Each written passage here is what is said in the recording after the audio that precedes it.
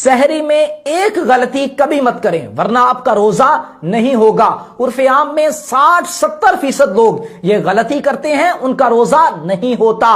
वो कयामत के दिन अल्लाह की बारगाह में जाएंगे, जाकर अर्ज करेंगे मौला हमारा रोजा था।